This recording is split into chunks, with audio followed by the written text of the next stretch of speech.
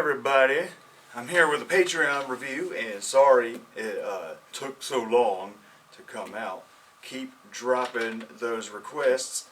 I'm talking about Running Wild's Port Royal. But before I get into that, a couple little updates. Me and Zach's new Sticky Middle Finger album is finally officially released on all streaming services, and just look up Sticky Middle Finger, and the album is America's Next Top Voice with Talent, and it's 3 parts long. The album is 87 tracks, maybe roughly 19 songs, somewhere around there, I can't remember, but a lot of fake commercials, and it's a concept album. It's supposed to be like a fake American Idol reality talent show, and it's just a parody of all that kind of stuff. And it took us a couple years to get it together and everything, but yeah, we're finally happy that it's released. Don't know how long it's going to be until the next Sticky Middle Finger album.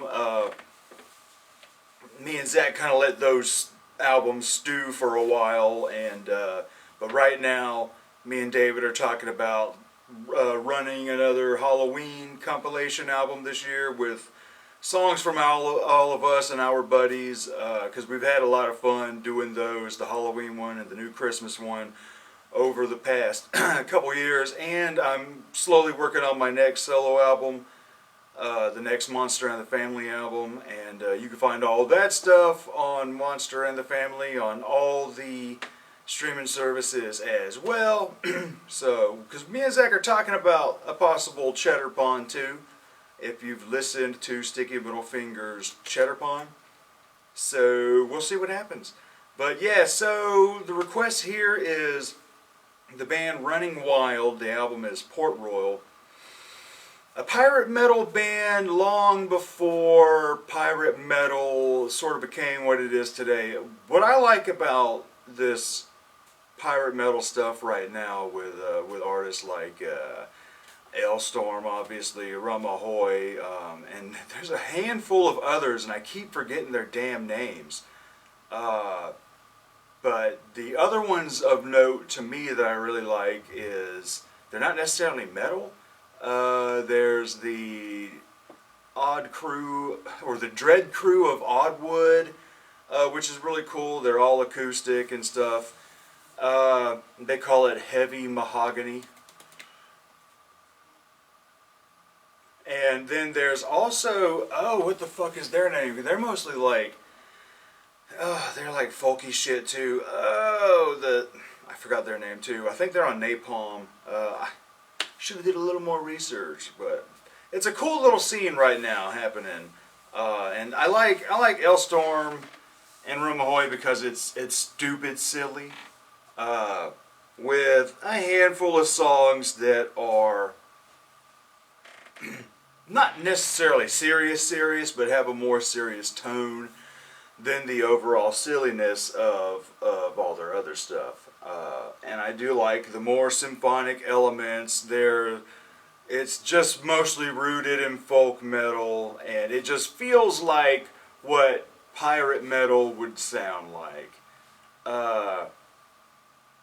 So going to Running Wild, it just sounds like 80s power metal, which I get it. The album was released in 88, I believe, 87 actually, or no,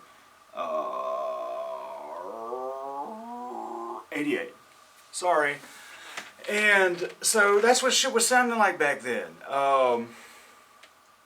This is closer to a Manowar than what you would expect modern pirate metal to sound like, and it's a good album, but for me, I don't know what it is, but it's so hard for me to really get into really 80s metal, really. I mean, there's a lot of it I like, but I'm never like in the mood to be like, oh man, I want to turn this on. You know, one of the few that I really like is Slayer, you know, on the thrash metal side. Thrash metal is another genre I can't really get into because it's boring, man. There's just, you know, I get bored most of the time. I mostly like Slayer. Slayer's just sounds a little more interesting than the other. Not a fan of fucking Megadeth at all. I like some Anthrax, but not the biggest. I don't know what it is about the 80s sound in metal. You know, I like the reverb. I like the way it sounds. The songs rock.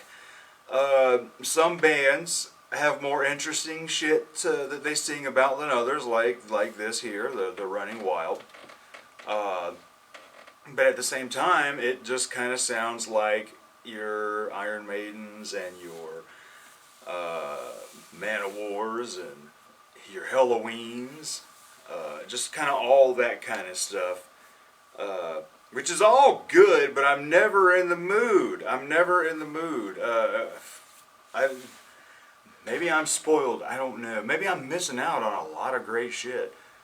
It's just. But it's weird because I can go back to other early and primitive genres and fully enjoy it, like industrial and stuff. But I don't know what it is about heavy metal, especially like the boring heavy metal, like rock and roll, heavy metal. And I've made that joke before, but it's pretty damn true. I mean, a lot of them were just doing that. It was just shit to annoy your parents. Pretty much. But this is a fine little album. I mean, the songs are short enough to where I'm not like, oh my god, let's move it. But I mean, there's not a lot going on. It's your bare bones fucking 80s power metal. The drums are great, and I do appreciate that the bass is heavily prominent on this album as well, which the bass was pretty prominent on a lot of power metal from the 80s that I've heard, especially Iron Maiden. But you know, with 80s metal, it was always about turning that fucking bass, throwing that bitch in the background, and so it's much appreciated. You know, there's even songs that feel more driven by the bass riffs as opposed to the guitar riffs. But there's a few things to note here. I do like the song Calico Jack because it's about Calico Jack, the pirate that designed the Jolly Roger flag, your classic skull and bones flag. I mean, the intro is kind of just there, you know, it's just, not a whole lot going on, very skippable. Port Royal's a rockin' track, Raging Fire is another rockin' track. I mean, that's really what it is. Into the Arena, like, they all kind of blend together. This track 5, I cannot pronounce this. I don't know what that is. And I'm not going to try. Now, Final Gates I like a lot. It's an instrumental track, but it is damn good. Conquistadors is cool. I really dig Blown to Kingdom Come. War Child is cool. Mutiny, and I think I like Calico Jack the most out of all of them. But it's just I get bored with a lot of that early 80s stuff. And it's a little hard for me to warm up to as well. We're all not the same. We're all not the same. But I mean, it was a cool listen.